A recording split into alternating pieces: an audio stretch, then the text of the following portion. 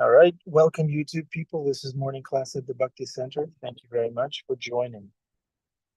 We are reading from Srimad Bhagavatam, Canto 10, Chapter 67.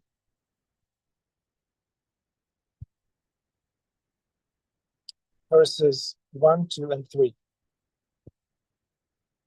The chapter is entitled Lord Balaram Slays Dvivida Gorilla. That's where King Kong is originated from. Text 1. Shri Raja Uvacha Bhuyoham Strotum Ichhami Ramasya Bhuta Karmana Anantasya Prameyasya Yad Anyat Kritavan Prabhu. Translation by the disciples of Srila Prabhupada. The glorious King Parikshit said, I wish to hear further about Shri Balaram, the unlimited and immeasurable Supreme Lord, whose activities are all astounding. What else did he do? That sounds a lot like Rangalila. What else did he do? What's your favorite pastime with Srila Prabhupada? What else? Tell us how wonderful is Krishna. So this is in line with the mood of the glorious King Parikshit, Raja Rishi, Shri Raja. Okay, text 2. Shri Shuka Uvacha Rakasya Sakha Kashchit Vividanama Vanaraha Sugriva Sachva Sotha Bharta Maindasya Viryavan. Translation and purport by the disciples of Srila Prabhupada. Shri Shukadev Goswami said, there was an ape named Dvivida who was a friend of Narakasura. This powerful Dvivida, the brother of Mainda, had been instructed by King Sugriva. This is a very powerful warrior, this Dvivida guy. Purport. Srila Jiva Goswami points out some interesting facts about the ape Dvivida. Although Dvivida was an associate of Lord Ramachandra's, he later became corrupted by bad association with the demon Naraka, as stated here, Narakasya Sakha. This bad association was the reaction for an offense Dvivida had committed when, being proud of his strength, he disrespected Lord Ramachandra's brother, Lakshman, and others. Those who worship Lord Ramachandra sometimes chant hymns addressed to Mindna and Dvivida, who are attendant deities of the Lord. According to Srila Jiva Goswami, the Minda and Dvivida mentioned in this verse are empowered expansions of these deities, who are residents of Lord Ramachandra's Vaikuntha domain. So it's a heavenly gorilla with a backstory. Srila Vishwanath Chakravarti Thakur concurs with Srila Jiva Goswami's view that Dvivida was ruined by bad association, which was a punishment for his having disrespected Shriman Lakshman. Srila Vishwanath Chakravarti states, however, that the Minda and Dvivida mentioned here are actually the eternally liberated devotees addressed as attendant deities during the worship of Lord Ramachandra. The Lord arranged their degradation. Hare Krishna. He says, to show the evil of the bad association that results from offending great personalities. Thus, Srila Vishwanath Chakravarti compares the fall of Dvivida and Minda to that of Jaya and Vijaya. And verse 3, Sakyo sopachitim kurvan Anado Rashtra Viplavam Puragrama Karan Dosan Adhad Vanim Utri Urjan. Translation. To avenge the death of his friend, Naraka, the ape Dvivida ravaged the land, set in fires and burned cities, villages, mines, and cowherd dwellings. Purport. Krishna had killed Dvavida's friend Naraka, and to retaliate, the ape intended to destroy Lord Krishna's flourishing kingdom. In Krishna book, Srila Prabhupada writes, his first business was to set fires in villages, towns, and industrial and mining places, as well as in the residential quarters of the mercantile men who were busy dairy farming and protecting cows. Jai. Is Krishna Daya Prabhu here on this call? No. Okay, then we'll do the prayers then. Om Jnana Timirandasya Gyananjala Shalakaya Chakshurum Militam Yena Tasmai Shri Gurave Namaha. I was born in the darkness of ignorance, but my spiritual master is opening my eyes with a torchlight of knowledge. I offer my respectful obeisances unto him again and again and again. Nama Om Vishnupadaya Krishna Pristaya Putale Shrimati Bhaktivedanta Swaminiti Namine Namaste Saraswati Devi Gaudavani Pracharine Nirvishesha Shunyavadi Paschatya Deshatarine Shri Krishna Chaitanya Prabhu Nityananda Shri Advaita Gadadhara Shivasadi Gaura Bhaktavrinda Hare Krishna, Krishna Krishna, Hare Hare, Hare Rama, Rama Rama, Hare Hare. Jai. This is such a purifying activity, reading Srimad Bhagavatam and reciting prayers in the association with the devotees. I feel purified. I'm going to go get dirty immediately, but at least for now, while engaged in service, I feel good. That is wonderful. Okay, in the meantime, I'd like to say hi to Vima Prabhu. It was nice seeing you in person yesterday, very briefly, and smell you also. Annabelle's iPad. Annabelle, Hare Krishna, good morning. Thank you. Okay, Prashant Prabhu, thank you. Hare Krishna.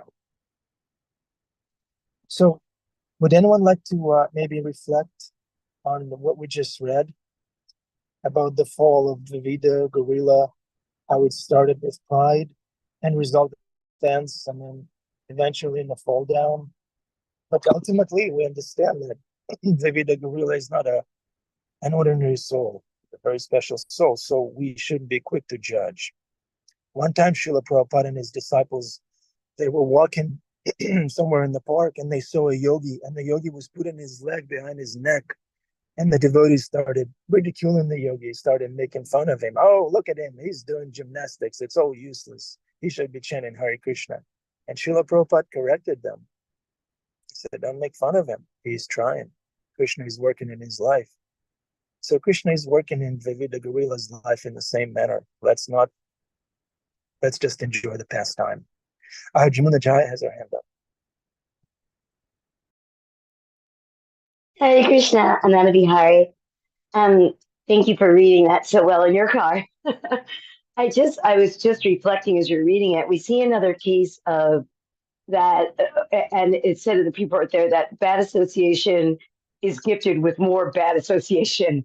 It's sort of like, what do you get when you associate badly? You get more bad association. And it seems like this pastime, just like the one that we just finished, there's the theme of the vengeance. And Mandahara spoke so wonderfully about staying away from that. It reminds me of the 16th chapter, Bhagavad Gita, when Krishna says, what is a demoniac person? It's those who do not know what to do. And Urmila Devi's nice definition of forgiveness, letting go of vengeance and wanting the person to joyfully learn their lesson, she said so beautifully yesterday. It just feels like it's tying into this pastime as well for me, because it's like they're going to keep down the road of seeking vengeance. Here we see it again, because they're not rightly situated in their association.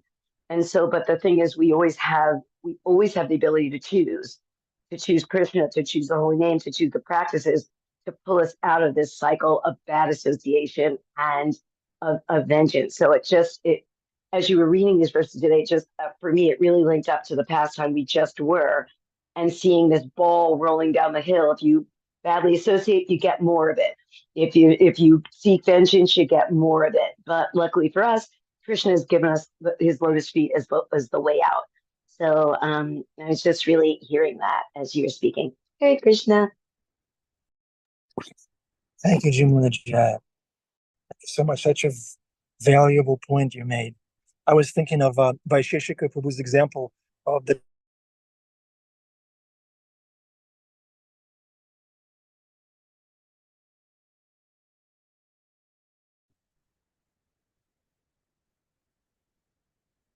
I think he has a bad connection. It's frozen. Agree. I think he's frozen. Well, I see Bhima standing there. Does Bhima have something to say?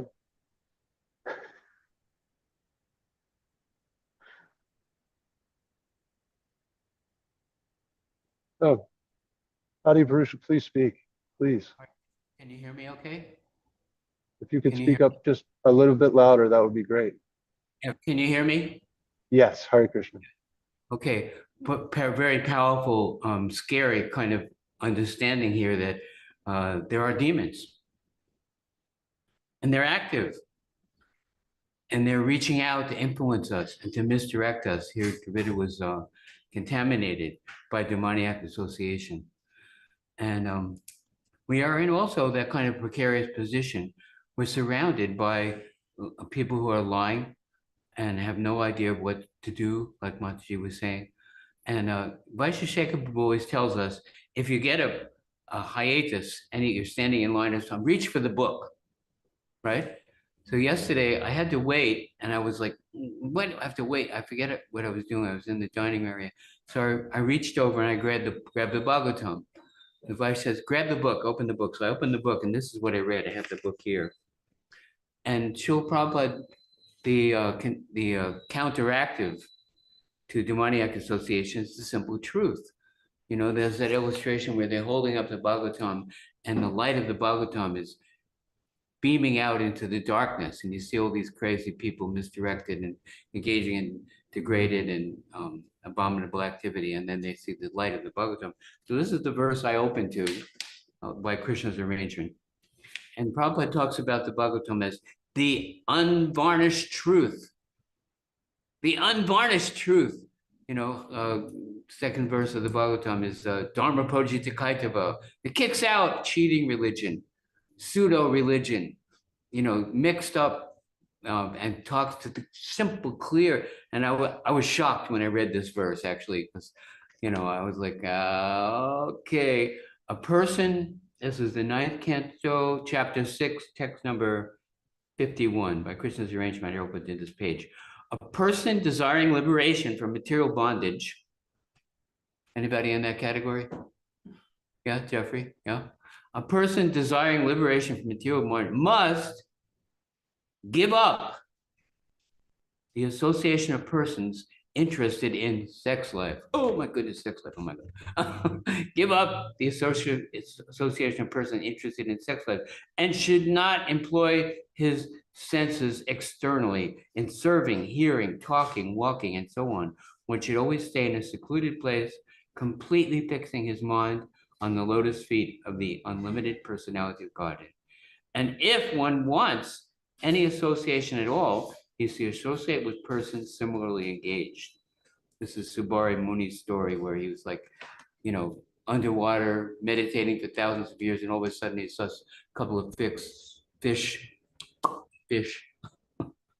engaging in sex life, and then he deviated from his sadhana, and he went and he got married to 50 girls, and he had 10 children with each one, and then, but of course the story goes on, and then at a point where he became detached and he returned to his spiritual progress. But I was like, oh my goodness, simple thing like that, the unvarnished truth. One must avoid persons interested in sex life.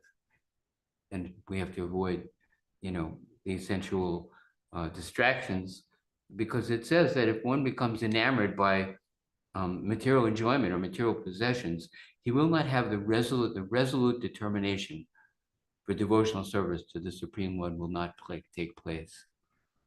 So my father has 9 brothers and a sister. On my mother's side of the family, there were 14 children, and the war came, and they all joined the war effort. They left their plow, they left their business, they left their fiance, and they went on boats, and they went halfway around the world, and they were gone for years, and some of them didn't come back. You know, it's a war level effort. And Srila Prabhupada, when he stepped off that boat, he declared war on an entire civilization. The misdirected, Bhagavatam is meant to bring about a revolution in the impious lives of this world's misdirected civilization. He wanted to turn around an entire civilization based on sense gratification and encourage people in devotional service. And so he spoke the unvarnished truth. And amazingly, people heard that. And we also can hear that. And we need to keep hearing it, because the tendency is to slip back into, just like Prabhupada's wife, very nice girl, married Prabhupada. And then he said, okay, we have to preach. You know, my guru wants us to preach. And he was doing program downstairs, and she was upstairs having tea.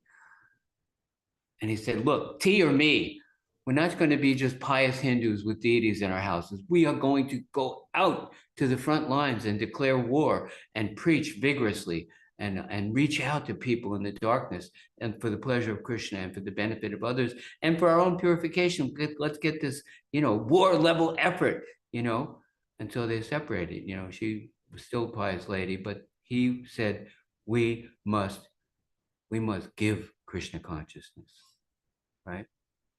Anyway, that's what I read, shockingly, and that's what I have to share. And I'm sorry I talked so long. Glories to Srila Prabhupada. Go ahead. One more. Which one? Oh, go ahead. Go. No. You go. I had a question for you, so I'll go after you. Teddy Roosevelt, when he was at the in the war, he didn't tell people, go charge, go get him. He said, let's go, right? He led the charge, you know, and Prabhupada was like that. He left everything and came here to rescue us. And he said, let's go. And he called us to fully commit to the preaching effort. But go on, I'm sorry, talk long. Go on. Hare Krishna, glory to Prabhupada. No, it's so wonderful. Hare Krishna, thank you so much. I always personally appreciate everything you say, word for word.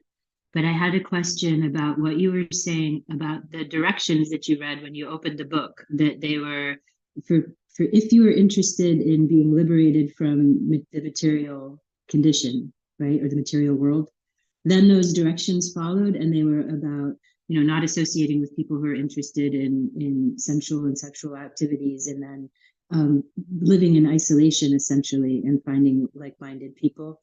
But I was wondering, you know, sometimes we hear that the ultimate is not to want liberation from the material condition and to live in isolation, but to want to serve Krishna, which is, you know, because I think, because you and I both have been in this neighborhood for a long time. Me not as long as you, but you know, I'm catching up to you. I think I'm 25 years. You know, is that how we, because sometimes when you live in this neighborhood, and you know, especially this time of year, you think, my gosh, I just have to get out of here. I just have to go live somewhere where I can just be with Krishna and away from all these half-naked, drunken, crazy people. And but that's not how we should hear that verse, I don't think. But how do you understand that kind of, especially the part, two parts, the going away and living alone, and the desiring liberation from material condition, versus the sort of the ultimate of wanting to serve Krishna, even if that might be in a crazy, filthy place like Prabhupada came to. We don't just go in the closet, close the door, Right. put on hand sanitizer. We are meant to take an aggressive position. Prabhupada said, give them your association, don't take their association. You may go into the rock, you may go into the bar, you may go into the contaminated cities, like Prahlad said. I'm not just going to go up in the mountain and hide. Krishna says, no one is more dear to me than one who preaches this message. We must reach out by some means, and based on desire. We heard it, we want it, we try, and Krishna will show us how to use whatever ability, resource, time, energy, Lakshmi, we have to share Krishna consciousness with others. Wholehearted effort in the positive direction is better than running away and hiding, right? Right. So what's that direction then that you read that it said? Can you say it again? It was something about you know, go be by yourself and focus your mind on Krishna. Right. Was It's it not? not a physical It's not a geographic physical. Ah, illusion. Hare Krishna. And so Haribol, Yeah. there we go. Okay. Hare Krishna. Thank you. That's clear. Haribol. Haribo, please speak, Bhima. I'd just like to say, in response specifically to Venetia's query, and this is something that we all go through because you're either in the city or in the country. And yesterday, as Bihari said, I was in the city, and I do have to say that when I come from, the farm here with my mode of goodness and passion, animals and the grass growing and stuff, it's a wonderful thing, and it does facilitate peaceful thoughts and a peaceful life to a certain extent. And then when I drive into New York City, especially I'm on 95 and I'm entering the city itself, my heart literally physically falls. It's almost like entering a war zone. And I have sort of an ill feeling knowing, it's hard to describe, but it's just a feeling like, oh my God, civilization, New York City, what a mess, and etc. But I'll tell you something, only from my experience. When I park and am greeted by the devotees that I work with, it is not a matter of 30 minutes before the city disappears. And then I find myself amongst devotees speaking about Krishna's sense of humor with us, Krishna's reciprocation, Krishna's Prabhupada's mission, our plans, our strategies. It's almost you're in the foxhole, but you're amongst friends. And the heat is turned up. This is, you are called to fight. We do have many people whom we serve and try to remind them of their dearmost friend, Krishna, whether it be in a book or just some prasadam that's distributed or some hospitality given or some kindness shared. This is something that being alone does not afford. And of course, Krishna reciprocates in the heart, as we all know, that when we spend time with somebody else, with another devotee or with people to whom we wish to share our, little realizations or some understanding or philosophy that we know, that we go away in our heart, it wells up a bit. The heart lifts versus falling. And when I'm in the city, it's sort of, to give an example, like when you go to a restaurant, those of us who still do, and you're with someone that you're close to, and you're in that restaurant, and there's hustle bustle going around, talking in the next table over, you're caught up into it. You're in this little intimate setting that is just between you and the person that are sitting at the table, and you can't even hear for the background noise. So that when I'm in the city, all of a sudden the city disappears, and I'm at that little table of devotional service with whatever devotee, whomever the devotee is that I'm with. And of course, we can depend upon the fact that we have been informed so many times and have experienced so many times that indeed Krishna is pleased, and that Krishna is within our heart, and that we can feel his pleasure when the devotees congregate amongst each other. And all questions that we have can be answered simply by engaging actually going out and engaging, hopefully, with another devotee, whether it be in the city or elsewise. Those who are married and have, partners who are devotees, I think are the most blessed people in the world, because you're never alone and you're not without association. So all glories to the Grihasta ashram for that. But anyways, that's my own personal experience. I have that solitude, and I have that wonderful sort of mode of goodness surrounded life, and then I go into the city and I do deal with the madness, but then it doesn't become madness anymore. It becomes this blissful, wonderful Kurukshetra, where you actually see Krishna on your chariot. Hare Krishna. Hare Krishna. Thank you for sharing, Bhima. Jamuna Jaya has her hand up. Hare Krishna. Thanks, Jeffrey. I just was just thinking of two things while Bhima was talking to Venisha's question. I'll tell it really quickly, but there's this beautiful story about a person who's given the opportunity to see heaven and hell while they're alive. And they're amazed that both heaven and hell look exactly the same. At a certain point, at both heaven and hell, they're taken to a feast where there's beautiful, wonderful food, but the people of hell look like, even though there's food there, they're starving. And the person sees why. Their arms are stuck, so they can't bend their elbows. So even though they could pick up food, they cannot bend their elbows to put their food into their mouth. And so the man says, oh, I see why this is hell. But then when he goes to heaven, he sees the people of the same affliction, that the food is there, but they cannot bend their elbows. But these people look rosy-cheeked and fully healthy.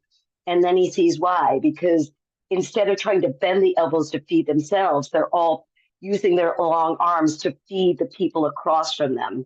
And they turn to the man and they say, you see, in heaven, we feed each other. And just thinking about, you can be, heaven or hell is in a physical place. We could be in New York City and have loving exchanges and literally feed people the way Adi does. And so New York City in that way can be heavenly, because it's not about the place, it's about the service, as people was saying. And then I was just reading yesterday in Nectar of Instruction that Sri Rupa Goswami writes that the final injunction is to remember Krishna all the time, 24 hours a day, as if we're in Braj. And we don't have to be there. It's nice if we are in Braj, but we can be in Vrindavan. We can be with Krishna by service to other, by reading, by associating. So those two things just clicked in my mind as Venisha's wonderful question and with Bhina's wonderful answer. So, Hare Krishna. Thank you for sharing. I was actually thinking while Jamuna Jaya was speaking that, this as though we were there kind of idea is very much something that you contemplate personally. And it's that personal reciprocation and that personal relationship, both between one and the Supreme and one and another. But reflecting back to the text and the quote that Adi read, it's one piece of value in and of itself. But when Adi expanded and talked about the entire story that verse falls into, I think that's when it really kind of lights up the room.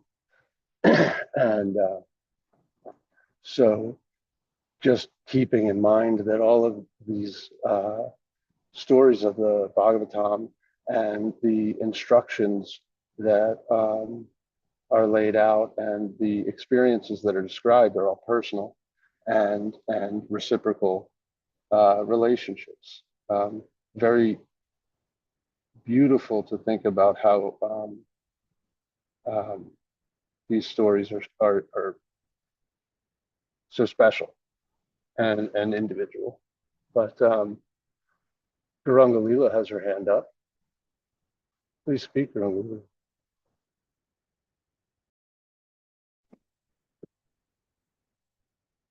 What's your favorite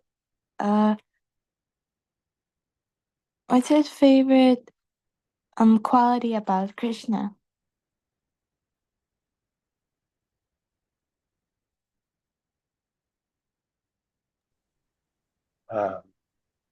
Well, that's a difficult question to answer. Maybe we should go around and everyone should say. I would say peacock feather. What would you say, Venetia? His naughtiness. I'm with you, Garungalila. His sense of humor is the best. Yeah, the sense of humor.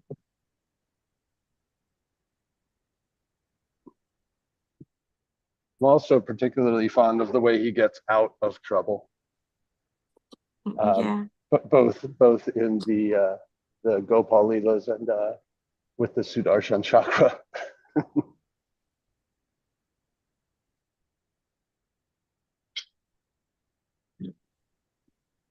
Please, would anyone else like to share about their favorite quality? He's perfect. He just does everything right.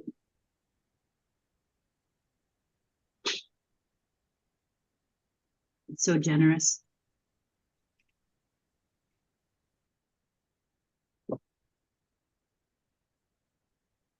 And merciful. So we have some time here before the conch blows. If everyone would like, I can play some video of Prabhupada. Yeah. Let's do it. Can you hear me? Yes. Yeah. When she's asking about her favorite quality of Krishna, and a lot of times they describe he had the yellow dhoti, he had the sharp earrings, he has the beautiful curly hair, he has the lotus eyes, and people, gopis, everybody, it seems to me, myself included, attracted to Krishna because, like when Dhruva first saw Krishna, he realized he loves me. There's a loving glance of the Lord. And in this world where there's such a desert, where there's not a lot of love going around and even much less pure love, to understand that Krishna loves us is even more attractive than his dhoti or his earrings, that even a dog can tell if you're afraid of him or if you're welcoming him or if you're ignoring him, so we can tell when in the presence of the Lord, when we can't see Krishna, that, wow, the Christians always say, Jesus loves you. Jesus loves you. Can we hear that, right? So that's actually kind of cool because we need that. We're loving beings and we're meant to love and be loved. And, of course, his sense of humor it's hard to compete with that one, but he makes the joke because he's trying to please us because he loves us. Okay, I won't talk any longer. You can pray Prabhupada if you like. Of course, Prabhupada. Hadi, that's a very beautiful point. The sidelong glance. I always imagine that as I'm going about the daily routine or whatever, that it's not that I'm being like intently watched, but there's like that playground aid to a degree. It's just looking at the side, just making sure that I'm not going off the rails. Sometimes I feel like that's out there sometimes, and it's a nice feeling to remember that we are not uncared for or forgotten. So let me go ahead and share this. We can listen for a few minutes and then have darshan.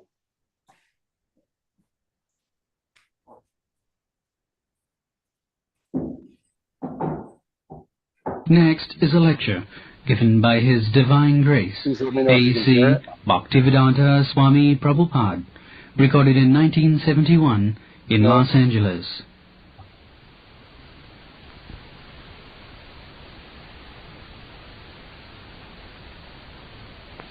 If you want to understand, is the sound playing? Yes. then you increase your attachment for everything will be all right.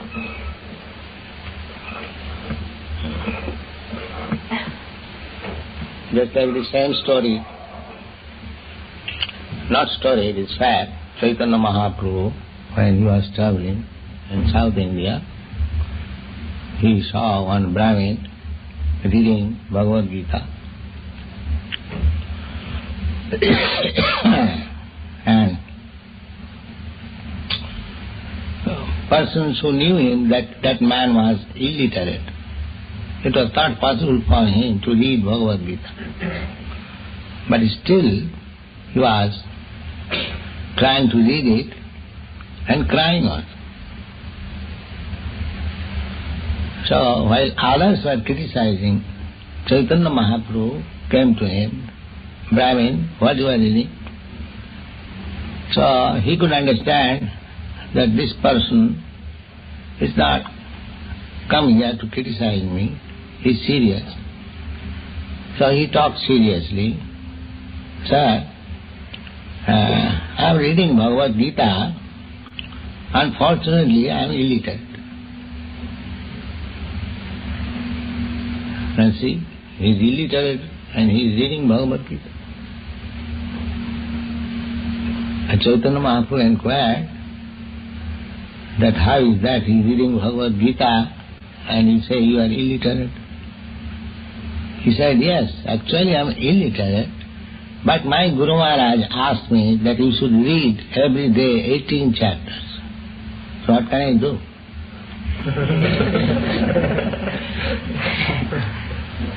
I have to carry out the order of my spiritual master.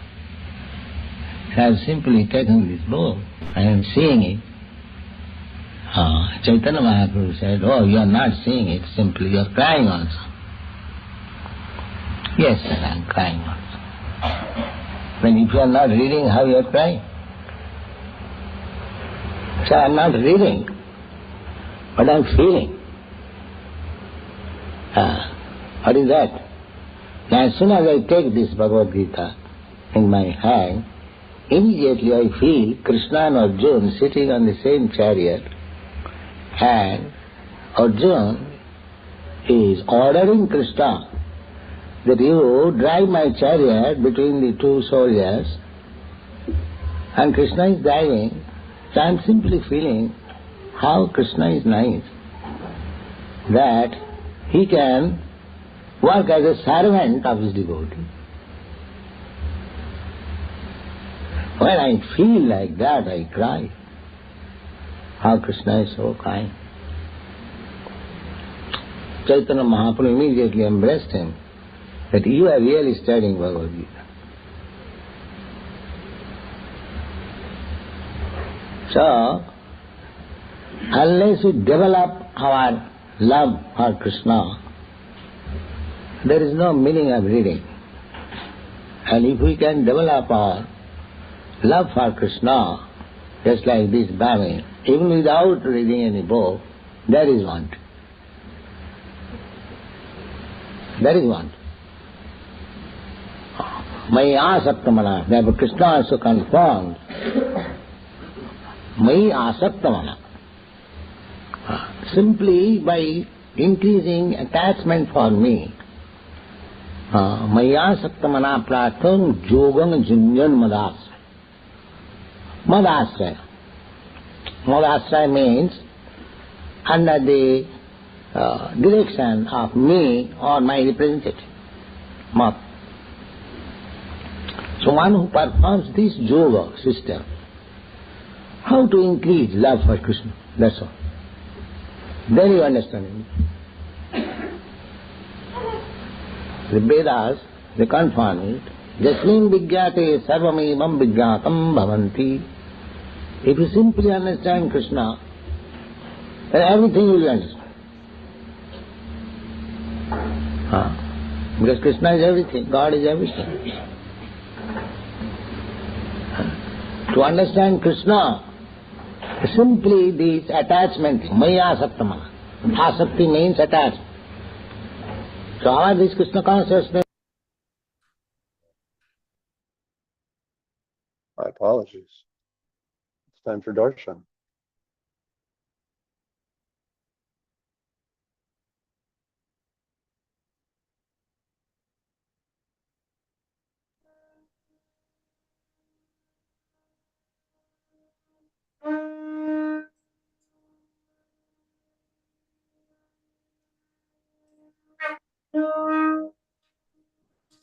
Please turn your cameras on if you can.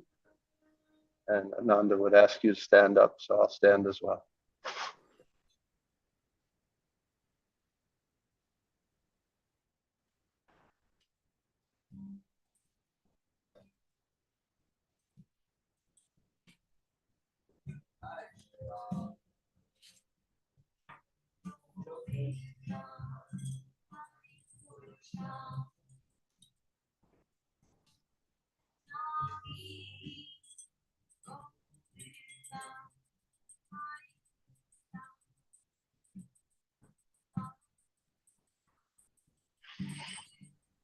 Sri Radha Madhukar Ki Jai.